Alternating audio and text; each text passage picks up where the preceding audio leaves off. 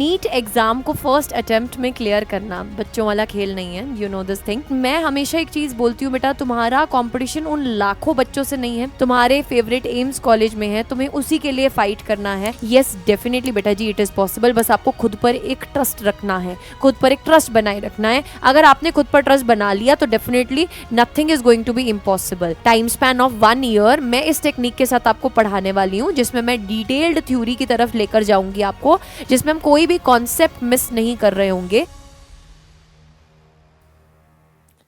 Hi students, welcome to NCERT NEET Adda 24/7. Myself Arshpreet Kaur, your physics educator. NEET exam को first attempt में clear करना बच्चों वाला खेल नहीं है, यू नो दिस थिंग।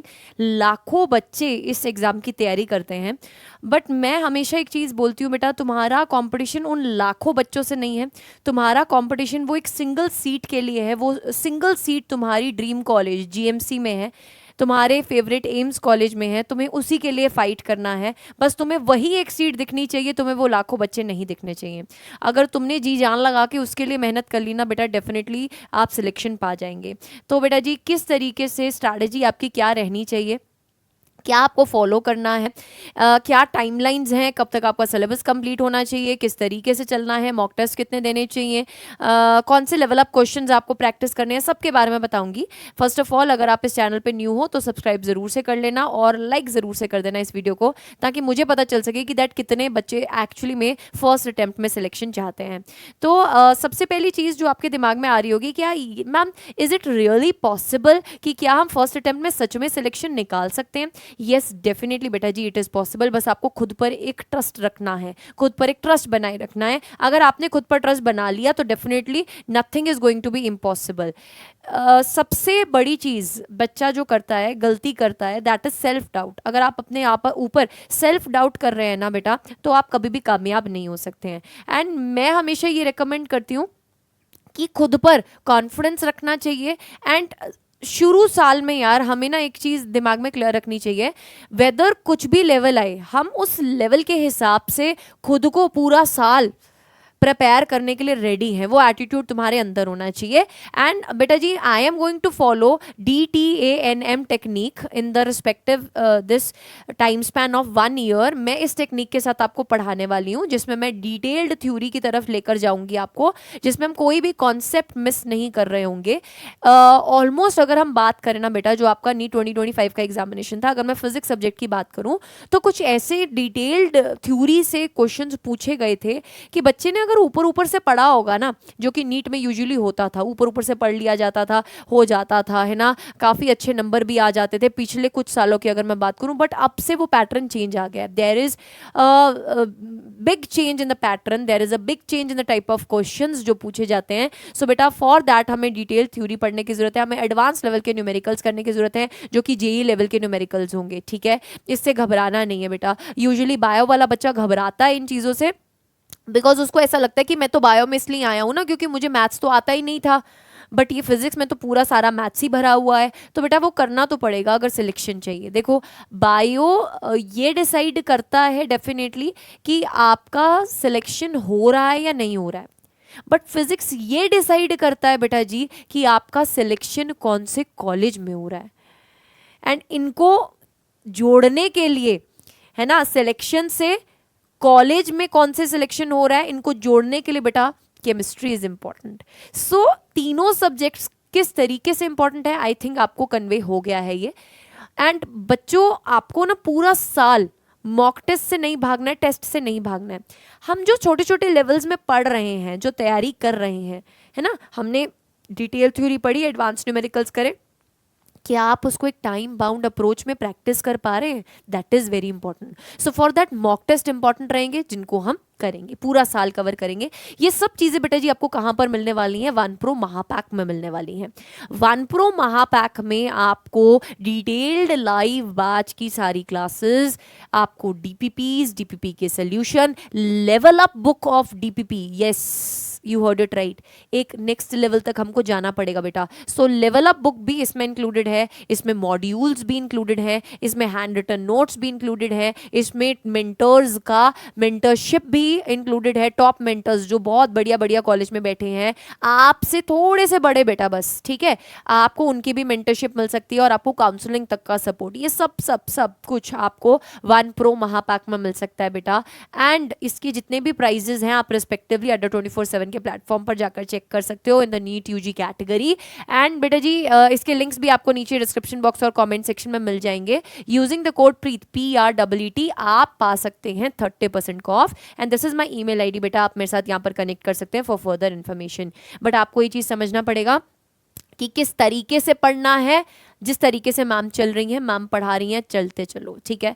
देखो बेटा हम अब जो तैयारी कर रहे थे ना 2025 के एग्जामिनेशन की अगर मैं बात करूं तो हम नीट लेवल की तैयारी करवा रहे थे आपको, और हमें एक्सपेक्टेड वही था कि पेपर उस तरीके का आएगा। बहुत मेहनत करी है नीट 2025 वाले बैच पर, बट अगर पेपर डिफिकल्ट आया तो वो सबके लिए आया है, ठीक है। सो फॉर दैट बेटा आपको एक चीज़ का ध्यान रखना है कि लोड नहीं लेना है, ज्यादा टेंशन लेते चलोगे हाई 2025 का पेपर मुश्किल आया, 2026 का भी ऐसा आएगा, फिर पढ़ाई नहीं कर पाओगे। पढ़ाई करने का तरीका सही ये है, आप physics chemistry geology botany daily basis पर जो पढ़ रहे हो, आप उसको डेली बेसिस पर रात को सोने से पहले एक्टिव रिकॉलिंग के जरिए रिवीजन करें। अगर आप एक्टिव रिकॉलिंग के जरिए उसको रिवाइज नहीं करेंगे, व्हाट इज एक्टिव रिकॉलिंग, सब किताबें बंद, खाली पेज, एक पेन, लिखना स्टार्ट करो कि क्या पढ़ा था, फिजिक्स में क्या पढ़ा, केमिस्ट्री में क्या पढ़ा, जूलॉजी में क्या पढ़ा, बॉटनी में क्या पढ़ा। एक दिन में एक लेक्चर में कितना कवर होता है बेटा, ज़्यादा नहीं होता। डिटेल्ड बैच की अगर मैं बात करूँ, पूरे साल की बात करूँ, जितना आपको याद आ रहा है वेल एंड गुड, जितना नहीं याद आ रहा है नोट्स में से रिवाइज करो। ये सोने से पहले अगर आपने डेली बेसिस पे बेटा कर लिया ना, with a good set of questions आप प्रैक्टिस कर रहे हो, तो बहुत बढ़िया तरीके से सिलेक्शन ले जाओगे।